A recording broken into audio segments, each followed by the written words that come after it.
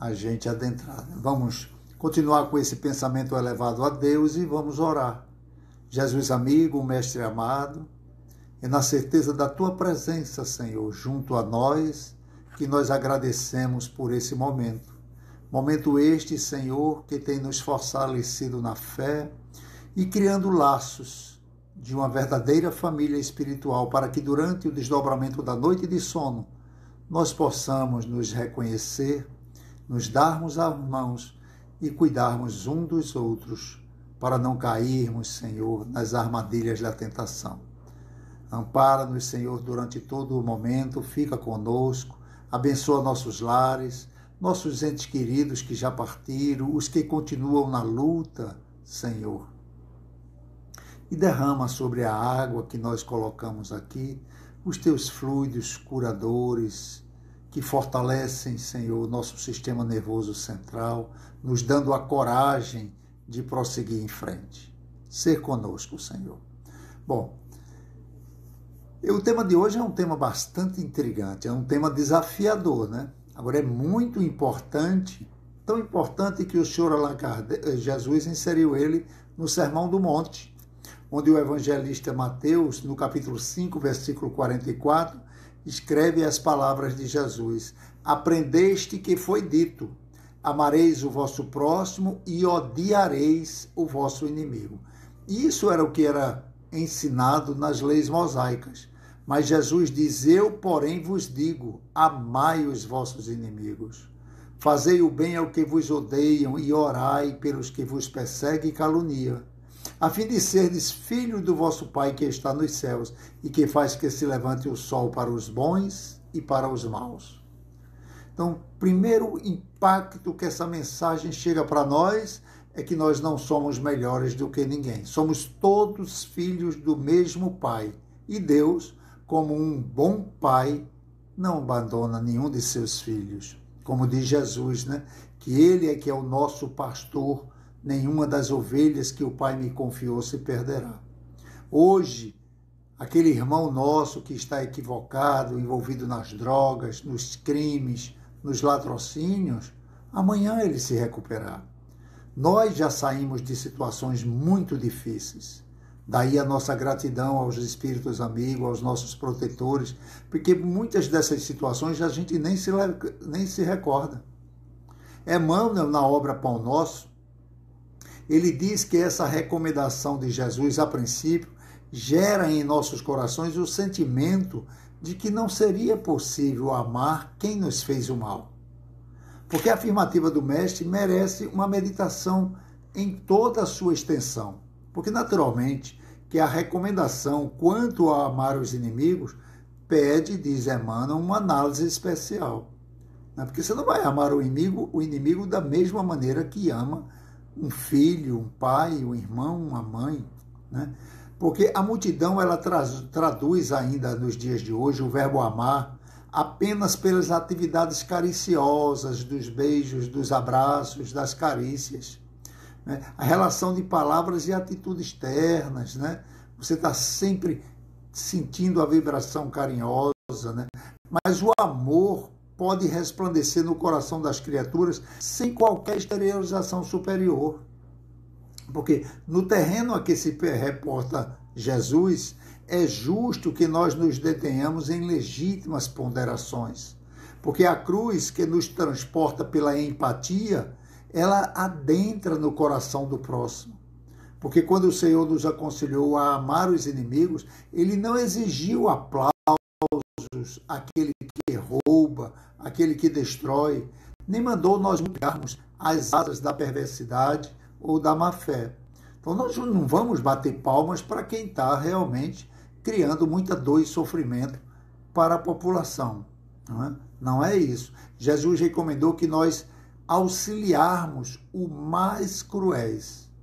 Por isso que nós temos que orar por aqueles que nós já identificamos como desequilibrados. Porque eles precisam de oração muito mais do que os que estão sãos. Jesus veio exatamente para os doentes.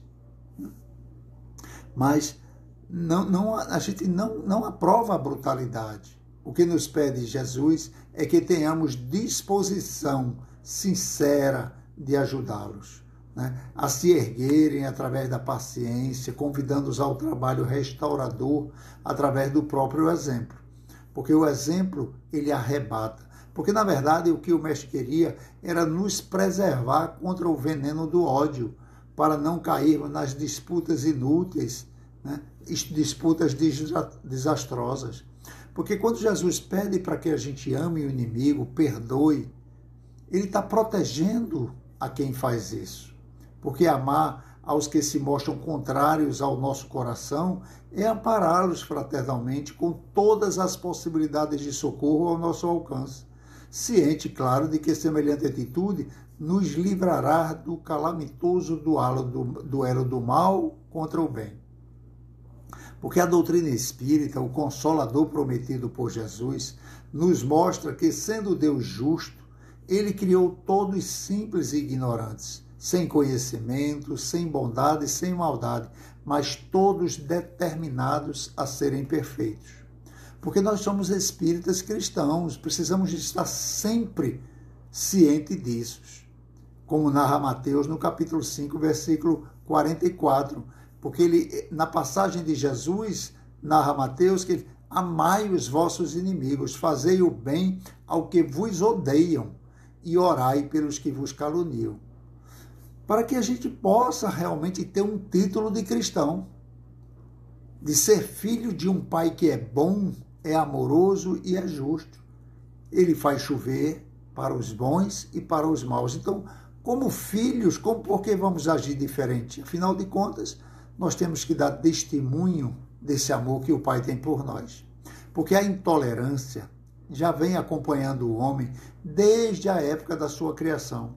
Olha, no Antigo Testamento, nós vemos Caim ser expulso do paraíso, lá no início. Já pensou as pessoas que acreditam que nós somos descendentes de Adão e Eva? Aí Adão e Eva têm 2 filhos, e um já nasceu com inveja do outro. Aonde ele arrumou essa inveja? Se Deus criou todos simples e ignorantes, né? Então, a história do povo judeu, ela também oferece exemplos de intolerância impressionantes, porque os descendentes de Abraão, eles realizavam guerras para implantar o monoteísmo entre os povos politeístas, claro, e estes, quando possível, impunham da mesma forma os seus deuses, né? Os deuses que eles adoravam, o Deus de Abraão, de Isaac e de Jacó. Então, sempre guerras com interesses egoísticos, né? Porque além das causas religiosas, a preocupação era conquistar terras e manter o poder em nome de Jeová. Na Idade Média, no século VII, surge na Arábia Saudita o islamismo, né? Uma doutrina criada por Maomé, que se encontra no Alcorão, mas após a morte do profeta, o islamismo se expande pela Ásia, pela África e pelas regiões do Oriente por meio de guerras santas, onde os vencidos eram obrigados a adotarem a sua crença ou serem escravos. Então, essas conquistas, essas peregrinações, né, alcançaram até Jerusalém. Vejam que existia uma guerra entre Jerusalém, né, para decretar o impedimento das peregrinações, né, dos samaritanos até Jerusalém. Então, é preciso que a gente entenda que a história ela tem um processo, né? Porque até agora eles viviam em brigas, né? E aqueles criminosos, a própria igreja convertia eles em soldados, porque dizendo que agora eles iriam lutar em nome de Jesus, né, para uma causa do Cristo. E aí ele não tinha título, não era evangelizado, né? E essas coisas vêm nos acompanhando séculos após séculos, né? Então é preciso que essa transformação seja em nosso coração, para que a gente possa ampliar a quantidade de habitantes no planeta regenerados. Agora, de onde tiraram essa ideia, ninguém sabe, mas com certeza não foram das palavras vivenciadas de Jesus. Jesus que é o modelo de amor, né? De amor ao inimigo através da tolerância e do perdão. Jesus deixou o perdão como sendo uma das suas últimas palavras, porque ele achava mais importante. Porque quem guarda mágoa, ressentimento, adoece. O outro, talvez, nem sabe mais o que fez, nem se lembra. E a pessoa fica guardando mágoa e ressentimento, remoendo por um tempo enorme, causando mal a si mesmo. Divaldo narra uma história, porque quando a gente vê fala, não, mas Jesus fazia essas coisas porque era Jesus.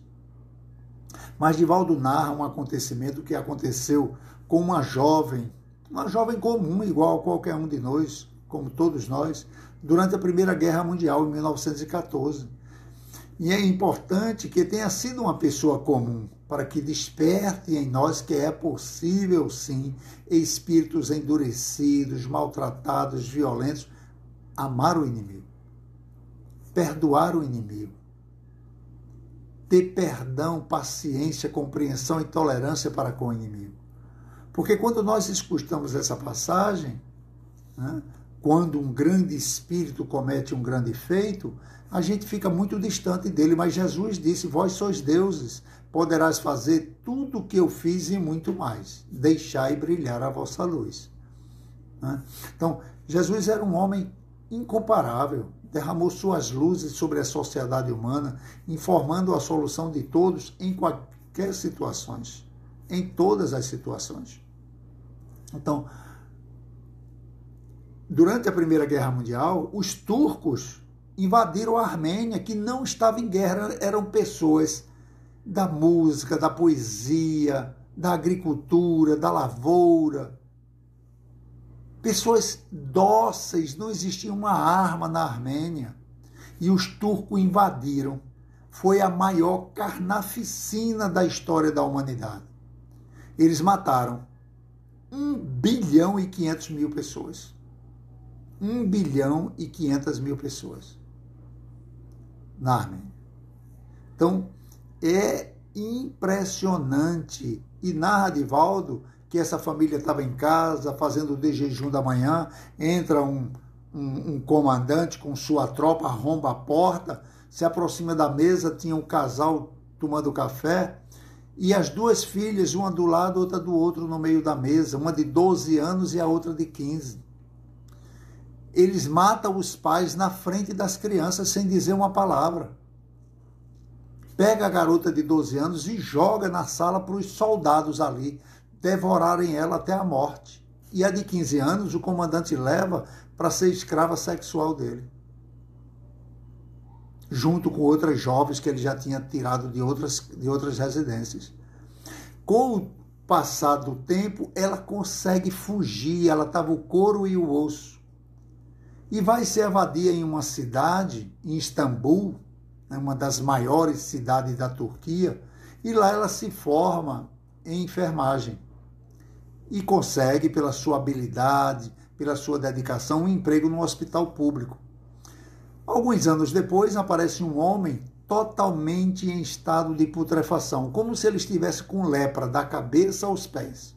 Os médicos examinaram, não quiseram tocar nele, com medo que era contágio, ninguém sabia o que era, e disseram, não tem cura, vamos colocar ele num quarto lá atrás e vamos ver uma pessoa para cuidar dele até a morte. E se lembraram dessa enfermeira que era conhecida pela sua amorosidade com os pacientes. Convidaram ela aceitou, ela disse, eu me formei para isso, e começa a cuidar das chagas daquele homem, como se ele fosse o seu próprio pai. Alguns meses depois, ele é curado, totalmente curado das chagas. E quando ele vai receber a alta, vai agradecer ao diretor do hospital, ele diz, não, a mim não, nenhuma gratidão.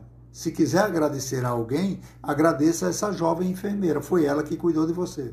Então ele se aproxima da enfermeira, pergunta o nome, quando ela diz o nome, ele diz, mas o seu sotaque não é turco.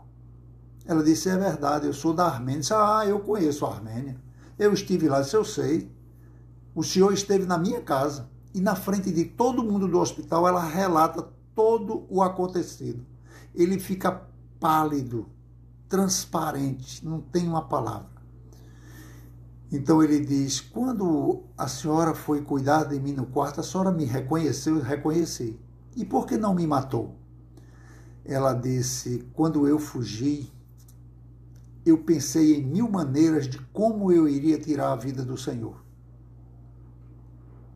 Mas nesse intervalo, eu conheci Jesus e ele me ensinou a orar pelos inimigos.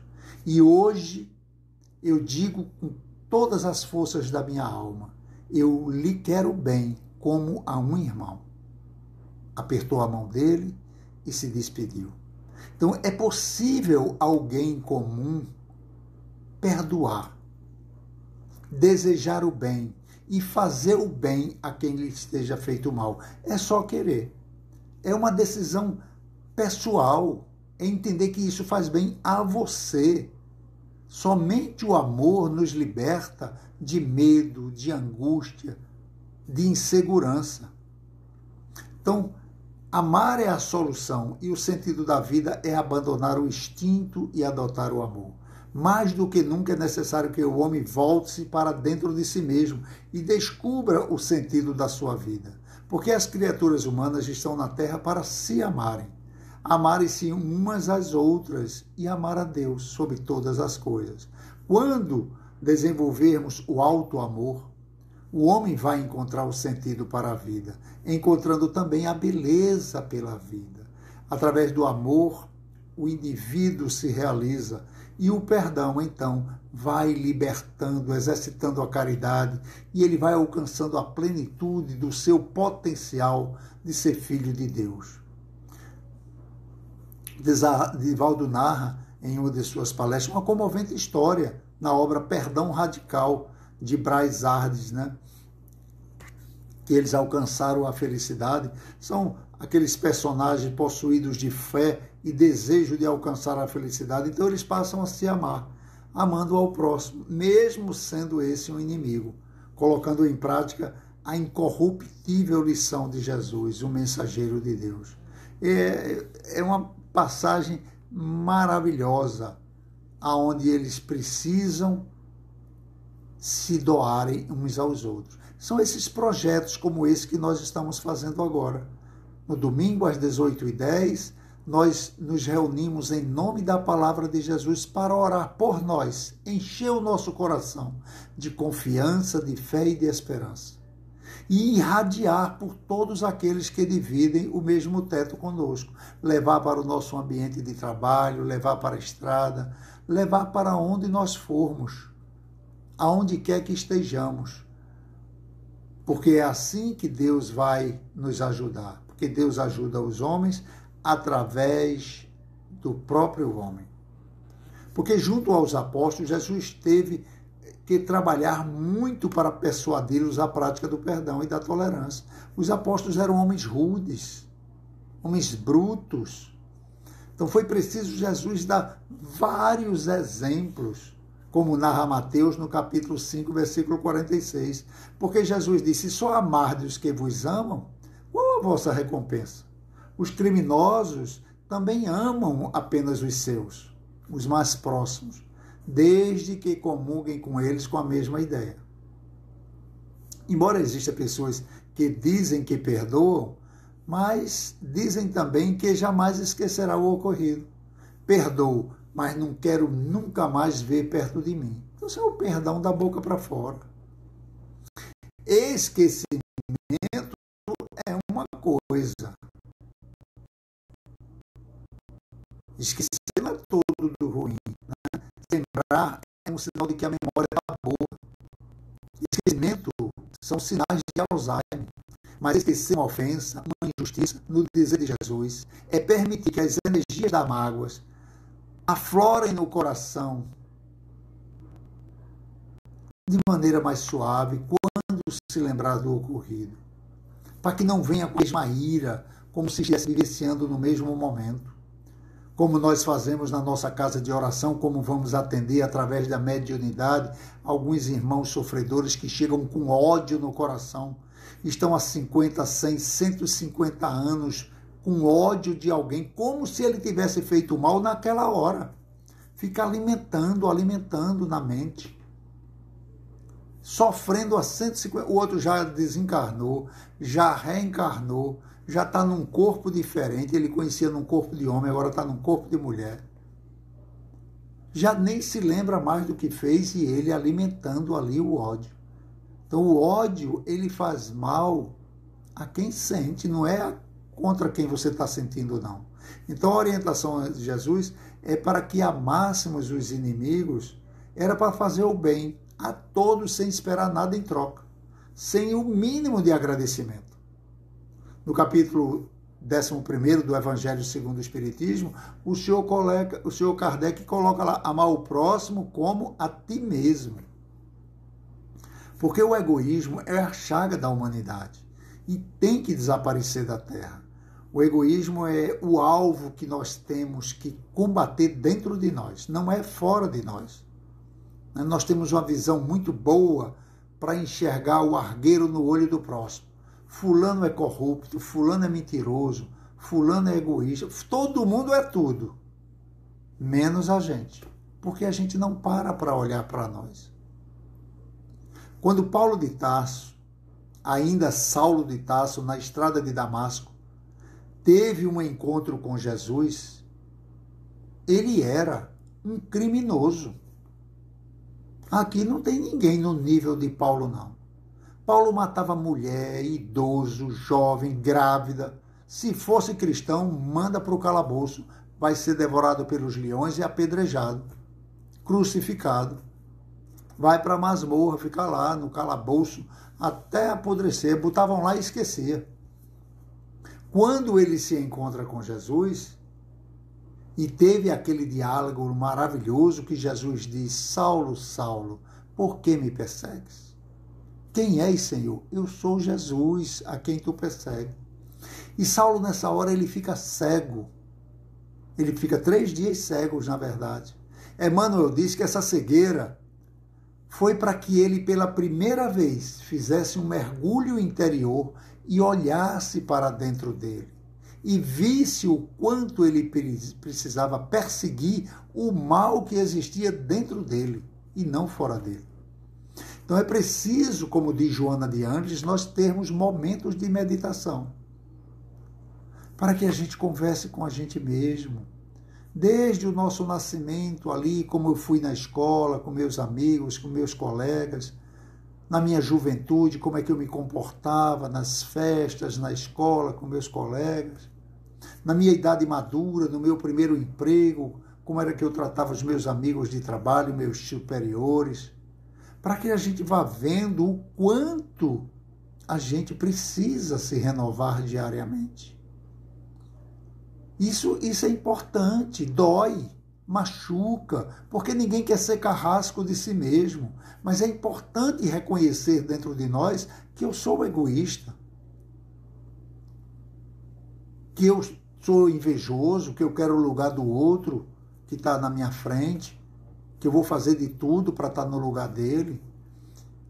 Isso não é de se diminuir, não. Isso é um reconhecimento do nosso nível evolutivo. Mas acreditar que dentro de nós também existem as virtudes divinas. Porque nós fomos criados pelo amor, e o amor cria o quê? O amor cria o amor. Nós temos esse amor incondicional dentro de nós. Então que a gente comece a orar por aqueles que nos fez o mal, a desejar o bem para ele, colocar ele no nosso caderninho de orações, para que a gente vá ao pouco enxergando ele como alguém querido do nosso coração, alguém que está próximo a nós. Porque para chegar a amar o inimigo nós precisaremos de tempo, e o primeiro passo é desejar o bem a ele. É vê-lo como filho de Deus, nosso irmão. Parece fácil para uns, mas muito levam um bom tempo para assimilar essa ideia. Muito tempo. E para uma grande maioria nem precisa ser um inimigo declarado. Basta não concordar com a sua maneira de pensar. Muitas vezes o outro nem sabe que é adotado como inimigo, mas vai gerando energias doentias, adoecendo as células. Algumas dessas células se transformam em células cancerígenas, porque é uma célula sem amor. Célula sem amor, ela morre, ela perde a vitalidade. Então é preciso que nós tenhamos essa coragem, essa força. E não nos surpreendamos se um dia a nuvem do preconceito libere a nossa visão e nós percebamos que aquele que nós adotamos como inimigo está num degrau bem acima do nosso.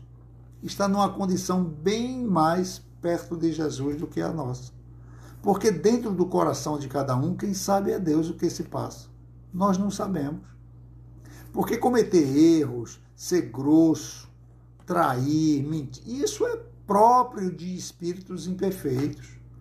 A gente está se esforçando para evitar cometer esses delitos, mas vez por outra a gente faz em pensamento. Quando Jesus diz, não adultereis, adulterar é mudar a fórmula. Ele não está falando de adultério sexual, não. Ele está falando de adulterar a fórmula do amor. Em pensamento. Quando eu penso negativamente, quando eu olho para alguém na rua, no meu ambiente de trabalho, e faço um julgamento negativo, eu estou adulterando a lei de amor dentro de mim, não é no outro. O outro continua do jeito que ele era. Você pode dizer o que for, é bonito, é feio, é gordo, é magro, é troncho, ele continua do jeito que ele é. Mas dentro de você, uma célula passou a gerar com mais dificuldade.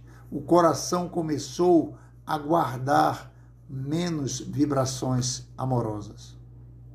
Então a orientação de Jesus de amar o que nos persegue e de orar pelos que caluniam nos coloca no devido degrau evolutivo.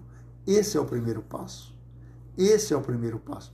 Então o projeto que a doutrina espírita traz para nós, que Jesus já nos trouxe há 2000 anos, sentiu uma chateação, um aborrecimento, ore por ela. Pronto. Você está se protegendo, não está permitindo que aquele instrumento cresça dentro de você. Porque quando a gente se irrita, quando a gente se magoa, o outro foi apenas um instrumento para mostrar a você que você já tinha aquela mágoa dentro de você. Não foi ele que colocou, não. Ele apenas tocou na ferida que você carrega dentro de você. E nem sabia, ou sabia, mas não aceitava. Então, o autoconhecimento, que é a pergunta 919 do Livro dos Espíritos, o meio mais prático e eficaz de progredir na vida e evitar o mal. Conhece-te a ti mesmo. Então, esse autoconhecimento, né, de que eu preciso me exercitar mais para cuidar da parte física, me alimentar de uma alimentação mais natural para poder facilitar o funcionamento das células, né, de procurar momentos como este, onde nós estamos permitindo que os espíritos apliquem passe em nós, retire energias grosseiras de nós, converse com irmãozinhos que dormem e vivem dentro da nossa casa. Por que é que você está aqui? Não, ela me convidou para entrar aqui. Ele abriu a porta para eu entrar. Como? Quando ele se aborreceu, eu também estou chateado, aí eu vim ver o que era. Espírito biblioteiro. Eita, vamos ver, está tendo uma confusão ali. Fora aqueles que comungam conosco na nossa estrada. São companheiros de largas e largas jornadas. Então, nessa hora, nós estamos permitindo, abrindo mão do nosso livre-arbítrio, para que Jesus entre na nossa casa, mexa com nossas estruturas e faça um milagre em nós. Mas que milagre é esse? O milagre do despertar da consciência. Para que a caridade pura, o amor incondicional brote dentro de nós. É esse milagre que a gente pede a Deus, que a gente pede a Jesus. A cura do corpo físico tem os médicos. Tem os médicos para fazer os exames e passar a medicação. Médicos, os fisioterapeutas, os cardiologistas, os clínicos gerais. Cuidar da alma é conosco. Cuidar do nosso sentimento, das nossas emoções é conosco. E nessa nossa fragilidade, nessa nossa dificuldade, a gente recorre a Jesus. Batei e vos abrirá, pedis e vos será dado. Então que a gente peça que durante o desdobramento da noite de sono, nós possamos ir para as escolas, nos encontrarmos para estudar coletivamente e voltar no dia seguinte mais confiantes, já realizando um projeto lá, se formando, porque quando desencarnar é só dar continuidade no que estava fazendo todo dia. Porque a morte não existe. De noite eu saio do corpo e vou para onde? Se eu não souber para ir, eu estou indo para qualquer lugar. Para quem não sabe para onde vai, qualquer caminho serve. E aí a gente pode estar se encontrando com amigos ainda levianos, daqueles que a gente gosta de bater papo, dar boas risadas, é bom. É bom. Mas só que a gente está precisando agora, né, pelo menos durante o desdobramento da noite de sono, né, se encontrar com nossos protetores, com familiares e amigos que já conhecem a estrada. Nossos familiares que estão aqui conosco são as pessoas que nós temos que mais amar, desejar o bem, dar o melhor de cada um de nós. Mas tem gente que vai, mas aqui em casa sou tudo eu. Tudo sou eu que tenho que ter paciência, sou tudo eu que tenho que fazer. Ainda bem que é você, porque está evoluindo mais do que os outros. Agora, se estiver fazendo com amor, se estiver fazendo com queixa, com reclamação, com abuso, não está servindo de nada. Não está aproveitando as oportunidades. E quem diz isso é na obra Jesus no Lar. Psicografia de Chico através do espírito Neil Lúcio. Né? Porque Jesus, quando se encontrava na casa de Simão Pedro, ele vê que Pedro está meio triste, Pedro está meio cansado, né?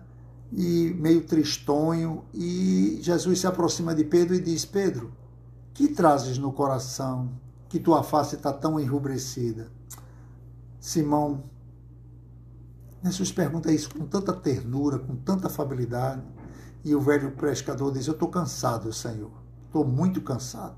Eu sinto muitas vezes desencorajado no ministério que abracei contigo. Não fosse por ti, não conseguiu concluir a frase. As lágrimas pesadas irromperam, afogando o trabalhador devotado em penosa agonia. Pedro realmente estava muito decepcionado com tudo, mas por amor a Jesus ele continuava. E como o silêncio se fizesse espontâneo, controlada aquela emotividade, e prosseguiu. Não ignoro a própria inferioridade e sei que teu amor me convocou a fim de que me renovasse para a luz e pudesse crescer na direção de nosso Pai. Mas, Senhor, eu deparo-me a cada instante com dificuldades que me dilaceram os sentimentos. Eu me inquieto a alma diante do olhar amoroso do Mestre. Pedro continua. É verdade que devemos perdoar todas as ofensas, eu sei disso. Entretanto, como suportar a agressividade dos que nos ferem, justamente aqueles que prometeram nos ajudar? Então veja, Pedro estava preocupado com aqueles mais próximos, que fazem parte do mesmo projeto. É o irmão, é o sobrinho, é o cunhado, é a mãe, é o tio, é o avô. Vivem dentro do mesmo lar. E aí Jesus diz, guarda a paz no coração, Simão. Guarda a paz no coração. Mas Pedro estava com uma intolerância jamais vista e revidou. Como conservar a paz, estando cercado de hipocrisias de uns e de outros, pela suspeita intrigante daqueles que estão perto a nós, e nos vê difamados pela maledicência por pessoas que estão em pior situação moral do que a nossa? Concordo que a mansuetude é medicamento eficaz, mestre, mas não teriam os que nos acompanhar de perto darem testemunhos também de seus ensinamentos? Eles outros também não teriam que fazer o que estás pedindo que nós façamos? Quando a dúvida sobre as nossas atitudes parte de estranhos, quando a suspeição vem de fora, quando a agressividade nos chega dos inimigos da fé, podemos manter a brandura e a paz íntima. Mas sofrer pela indiferença daqueles que dizem nos amar, convém que consideramos ser muito difícil, Senhor. Muito difícil. Então, percebendo a angústia de Pedro, né, o mestre querido pacientemente se aproxima dele e antes, Pedro, de esperar qualquer atitude salutar do próximo, cabe a nós o dever de oferecê-las. Certamente dói mais a impiedade de julgamento da parte de um amigo e fere mais a descortesia de quem nos é conhecido. Ignoramos, porém, o seu grau de padecimento interior e a sua situação tormentosa. Nem todos os que nos abraçam fazem por amor, Simão. Há os que, incapazes de amar, duvidam do amor do próximo. Os que, mantendo a vida e atitudes dúbias, descreem da retidão alheia. Pedro estava realmente inquieto e continua. A arte, a impossibilidade de suportá-los, sem correr o perigo de detestar, não seria melhor que evitássemos se afastar deles, Senhor? Para não me aborrecer, não é melhor deixá-los para lá? Não, Simão. Esclareceu Jesus, de maneira nenhuma. Deixar o enfermo entregue a si mesmo será condená-lo à morte. Abandonar significa torná-lo pior. Antes é necessário, a fim de que a brandura se exteriorize em nosso coração em forma de bênção ao próximo, que está doente da alma. Temos que enxergar todos como doentes, Pedro. Na legislação da montanha foi estabelecido que são aventurados brandos e pacíficos. Então, para ser bem-aventurado, é indispensável o sacrifício, a renúncia, a vitória sobre o amor próprio, o triunfo sobre as paixões. Amar os bons é dever de retribuição, mas servir e amar os que nos menosprezam, a fim de nós e que duvidam de nós, é caridade para com eles e felicidade para nós próprios. É claro que ninguém pode sentir por um inimigo o mesmo prazer que sente por um amigo, Pedro. É claro, é uma questão de energia. Amar o inimigo é não lhe guardar ódio, nem rancor, nem desejo de vingança.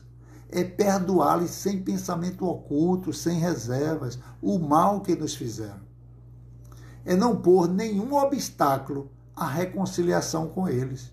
É desejar-lhe o bem e não o mal. Porque às vezes duas pessoas se desentendem, ficam ali calados, sem se falar, e aí você dá bom dia, boa tarde, e o outro não diz nada, quer dizer, não abre espaço para que haja reconciliação. Isso é muito triste, é muita infantilidade, é muito egoísmo. Então é preciso que a gente abra espaço para que o outro peça perdão, para que o outro reconheça que cometeu o erro. Porque o espírita, mais do que ninguém, ele sabe que está morando num planeta de provas e expiações. Se não se queixa das provas, tampouco deve se queixar dos que lhe servem de instrumentos. Então, todos aqueles que permitem que a gente descubra dentro de nós uma imperfeição, a gente tem que agradecer. Hoje eu tive uma raiva de fulano, não tenha não. Agradeça a ele, porque ele mostrou para você que seu coração não é tão bonzinho como você pensava, não. Vovô, vovó, titio, meu irmãozinho, professor querido, trabalhador da casa, irmão, conversa. A gente sabe quem a gente é e a gente não pode negar para a gente mesmo, não, e Deus sabe. Então, quando ele nos coloca numa estrada que a própria situação nos convida a reflexões, só temos a dar graça. Dai graças a tudo. Graça na tristeza, na alegria, na abundância. Porque essa é a vontade de Deus, que a gente cresça. E para isso nós temos que matar o homem velho. Então, em vez de se queixar, agradecer a Deus por estar nos experimentando no exercício da paciência, da resignação. Então, esse pensamento ele vai nos conduzindo naturalmente ao perdão. Né? E se põe para fora naturalmente ao alcance de todos. Na obra Luz Acima, Irmão X, através do querido Chico Xavier, quando forem ler um livro que tem escrito Irmão X, é o nosso querido Humberto de Campos, que ele teve que usar o pseudônimo por uma questão de justiça. Então, ele traz uma mensagem que diz os maiores inimigos. Disse certa feita que Simão Pedro perguntou a Jesus, Senhor, como saberei onde vivem nossos maiores inimigos? Veja a pergunta de Simão Pedro. Eu quero combatê-los a fim de trabalhar com mais eficácia no reino de Deus. O mestre ouviu, escutou, mergulhou em longa meditação e, com a insistência de Pedro, ele respondeu, a experiência tudo revela no momento preciso. Ah, Senhor, a experiência demora muito. Para os que possuem olhos de ver e ouvidos de ouvir, 1 hora, às vezes, basta, Simão. 1 hora basta para que o aprendizado traga inesquecíveis lições. Pedro calou-se, desencantado, e a viagem continuou. A caminho de Magdala, Pedro notou que alguém escondido atrás da velha figueira. O apóstolo empalideceu e obrigou o mestre a interromper a marcha, declarando que desconhecido era um fariseu que procurava assassiná-lo. Com palavras ásperas, desafiou o viajante anônimo e, quando tentava agarrá-lo, escuta uma forte risada. Coisa de amigo. Estava equivocado. Ao invés de um fariseu, foi André, o próprio irmão dele, que surgiu sorridente, né? Que o convite do mestre dias atrás o convidaram para seguir viagem até Magdala, e Pedro não sabia que André ia. Por isso que ele achou que era um fariseu. Então Jesus aproveita esse momento e diz: Pedro, nunca te esqueças de que o medo é um adversário terrível. Olha o primeiro inimigo, o medo. Medo é falta de fé, é falta de confiança. Espírita que tem medo não estudou ainda os princípios básicos da doutrina espírita. Nós somos espíritos imortais.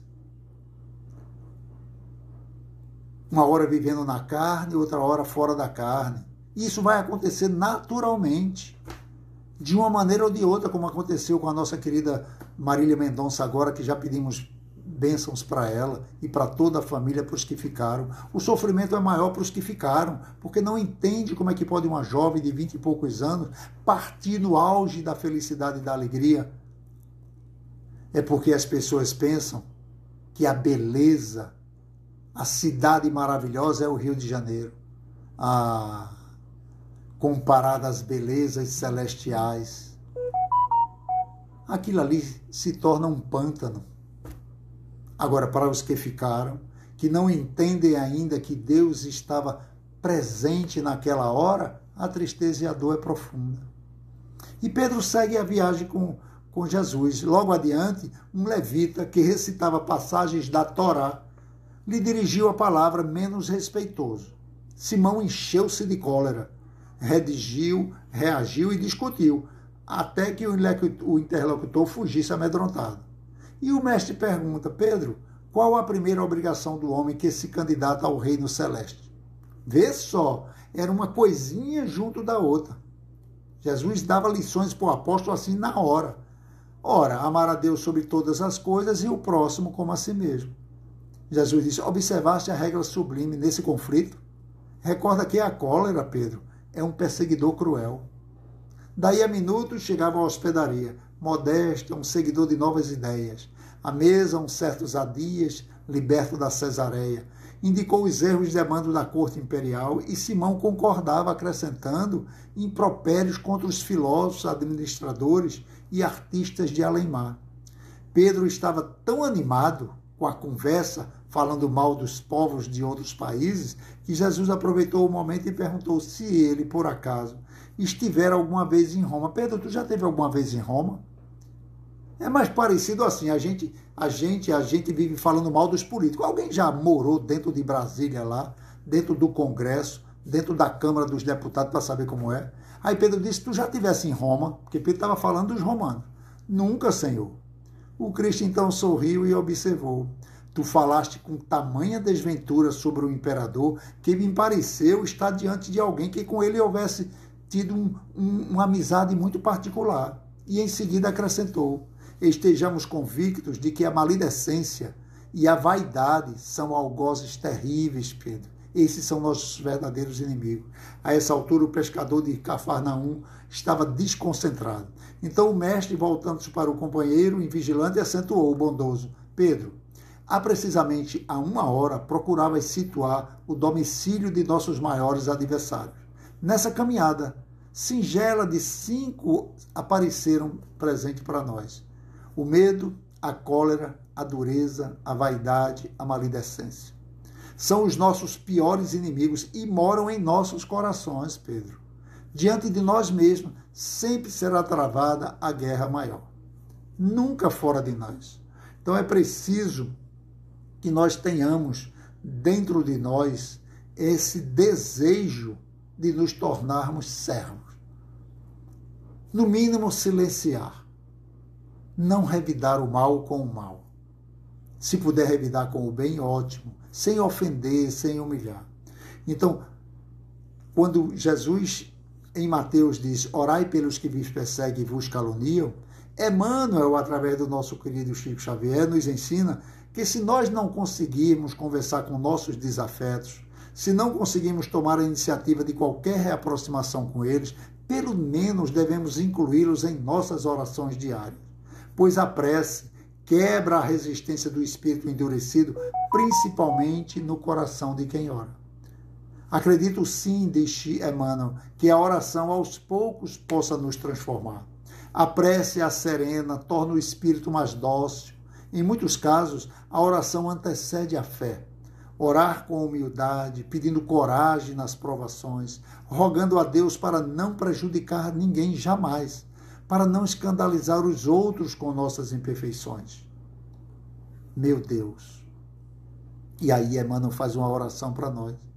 Meu Deus, perdoa todos aqueles que nos perseguem e nos caluniam, Senhor. O mal que me fez e o mal que me quis fazer, como desejo que me perdoes e que também me perdoe as injustiças que eu possa ter cometido. Se o haveres colocado no meu caminho como uma prova, que seja feita a vossa vontade. Desviai de mim, meu Pai, a ideia de maldizê-lo, de todo desejo malévolo contra ele. Fazei com que eu não experimente nenhuma alegria com as infelicidades que poderiam lhe chegar, nenhuma inquietação com os bens que poderiam lhe ser concedidos, a fim de não enlamear a minha alma com pensamentos indignos de um cristão. Possa a vossa vontade, Senhor, sem se estendendo sobre ele, conduzi-lo aos melhores sentimentos para comigo. Bons espíritos, inspirai-me ao esquecimento do mal e lembrai-me do bem que precisa ser feito. Que nem o ódio, nem o rancor, nem o desejo de lhe retribuir o mal com o mal entre em meu coração, porque o ódio e a vingança não pertencem senão aos maus espíritos, encarnados ou desencarnados. Que eu esteja sempre pronto, ao contrário, a lhe estender mão fraterna, a lhe retribuir o mal com o bem, e vir em sua ajuda, se isso estiver em meu poder. Desejo, para provar a sinceridade de minhas palavras, que me seja oferecida a ocasião de lhe ser útil, mas, sobretudo, meu Deus, preservai-me de fazê-lo por orgulho ou ostentação. Meu Deus, preservai-me de fazê-lo feliz, que eu não o oprima por uma generosidade humilhante, o que me faria perder o fruto da minha ação, porque então eu mereceria estas palavras do Cristo me fossem aplicadas. Já haveis recebido a recompensa.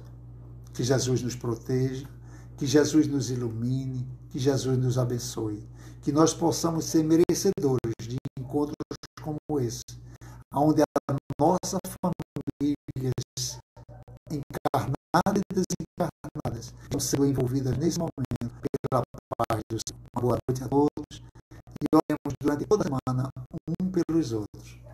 Grande abraço. Queridas ideias, Antônio Carlos,